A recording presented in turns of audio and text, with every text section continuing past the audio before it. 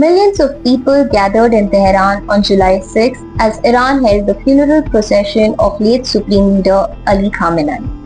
The state has declared a 6-day mourning period from July 4th to July 9th, with the final rites scheduled to conclude on July 9th. State television showed massive crowds dressed in black stretching for several kilometers from Azadi Square, Khamenei's flag-draped coffin, along with the coffins of his family members who were killed in the February 28 airstrike at the start of the conflict involving Israel and the United States, was taken through the city.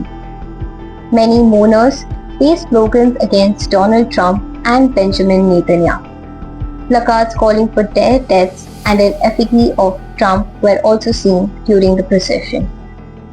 The coffins are being taken on a 12-hour journey to Mehrabad International Airport before Khamenei is laid to rest at the Imam Reza Shrine in Mashhad, his birthplace. Authorities have imposed road closures and airspace restrictions during the mourning period. Meanwhile, talks between Iran and the United States remain suspended until after the funeral.